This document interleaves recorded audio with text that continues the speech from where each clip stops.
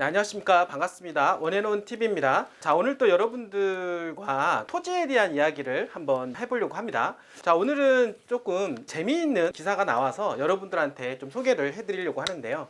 자, 여러분들은 재테크 수단으로서 토지를 어떻게 생각을 하십니까? 대한민국은요, 국토가 좁은 땅이기 때문에 또 개발이 가능한 면적은 더더욱 적다라고 볼 수가 있겠습니다. 우리나라 같은 경우는 산업발전이라든지 이런 부분들이 경제력을 상당히 OECD 국가 중에서도 거의 최상위 위치에 있는 그런 나라이기 때문에 산업발전이 이루어지는 가운데 땅에 대한 수요가 극대화됐다라고 이제 볼 수가 있는데요.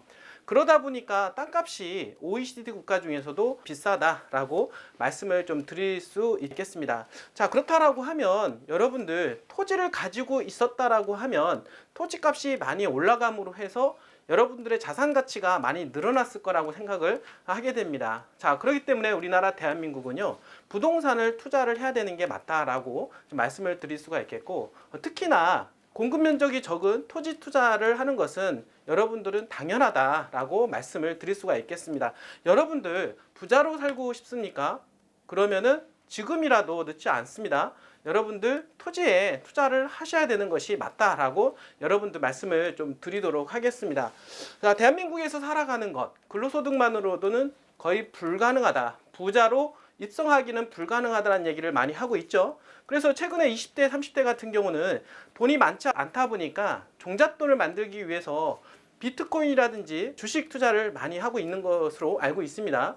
그리고 젊은 사람들은 재테크에 눈이 떴고 부동산에 또 눈을 뜬 젊은 친구들이 많이 있는데요. 그 친구들은 영끌에서까지 부동산의 투자에 시장에 뛰어드는 그런 모습도 보고 있다라고 하는 것입니다. 그 이유가 뭐냐면 대한민국만큼은 부동산에서 자산 가치가 극대화되고 있고 재산의 가장 큰 비중을 차지하고 있기 때문입니다. 절대적으로 여러분들이 받은 근로소득으로는 부동산을 따라잡을 수가 없다라고 하는 것이 대한민국의 현실이기 때문이기도 하다라고 말씀을 좀 드리도록 하겠습니다. 오늘 이야기할 주제에 대한 부분들은요, 이런 주제를 한번 선택을 하게 되었는데요. 한국 전체 토지 가치는 2025년 정도 되면은 일본을 추월한다라고 하는 기사이고요. 거기에 한몫하는 새만금에 대한 이야기를 한번 해보도록 하겠습니다. 남한에 있는 땅덩어리는 일본 땅 면적의 한 25%밖에 되지 않는다고 합니다. 그런데 이 추세로 간다라고 하면 2025년도 불과 한 3년 정도밖에 남지 않았는데요. 3년 정도 후가 되면은 일본의 땅값과 맞먹는 가격이 된다라고 말씀을 좀 드리도록 하겠습니다. 그 얘기는 뭐냐면 우리나라 땅 한 평으로 일본 땅을 4평을 살 수가 있다라고 하는 것이죠. 사실 일본 경제도 OECD 국가 중에서는 대단하다라고 볼 수가 있겠는데 그 경제력을 추월하는 대한민국 땅값을 통해서 우리는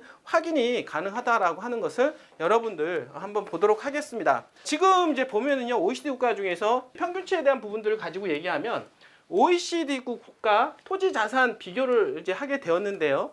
자, 여기에 나온 기준치는 네덜란드, 오스트레일리아는 2018년도 기준을 잡았고요. 일본, 영국, 독일, 스웨덴은 2019년도를 기준으로 하였고 프랑스, 한국, 호주, 캐나다는 2020년을 기준으로 해서 각 나라의 국가의 돈을 가지고 달러로 환산을 했을 경우에 대한 비교 분석을 말씀을 좀 드리도록 하겠습니다. 2021년도 말 원화 환율을 적용해서 비교해 본 결과 어떤 결과가 나오냐면 일본에 있는 땅값은 1경 2,500억 원 정도라고 얘기를 하고요.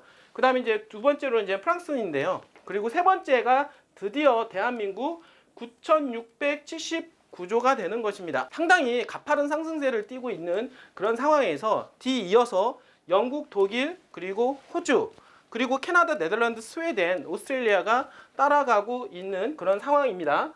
자, 이런 상황만 보더라도 일본에 이어서 프랑스, 현재 한국은 세 번째로 땅값이 비싸다라고 말씀을 드릴 수가 있겠는데요. 대한민국 전체 땅값이 지금 좁은 나라에 비해서 너무 비싸다라고 말씀을 좀 드리겠습니다.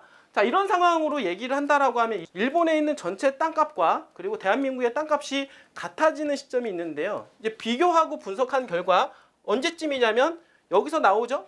2025년도 불과 한 3년 정도 후면은 일본에 있는 땅값과 대한민국의 땅값은 같다 라고 말씀을 드리도록 하겠습니다. 결국에는 대한민국 땅 한 평으로 일본의 4평 땅값을 살 수가 있는 구조다라고 볼 수가 있겠습니다. 그만큼 대한민국 땅값은 가파른 상승세를 띠고 있는 그런 상황이라고 볼 수가 있는 것입니다. 자, 그렇다라고 봤을 때 대한민국에 땅을 가지고 있었던 사람들과 그렇지 않은 사람들, 그리고 땅을 가지고 있었던 법인들과 그렇지 않았던 그러한 법인들은 점점 자산 가치의 격차가 벌어지고 있다. 좀 안타까운 일이지만 말씀을 드릴 수가 있다라고 하는 것입니다. 그렇기 때문에 대한민국에서는 땅을 가지고 있어야 된다라고 말씀을 드리는 것입니다. 분명히 제가 말씀을 드리지만 여러분들이 벌어들이는 그 소득으로는, 소득 증가율로는 대한민국의 땅값 상승률을 도저히 따라갈 수가 없다. 지금 절대 늦지 않았다라는 것입니다. 여러분들이 투자에 눈을 뜨시고 전문가와의 도움을 받는다라고 하면 여러분들 또한 마찬가지로 늦은 감은 있지만 또 그렇다고 해서 너무 늦지도 않은 현재 시점에서 여러분들이 토지에서 성공할 수 있는 확률도 높아지고 있다라고 말씀을 좀 드리도록 하겠습니다.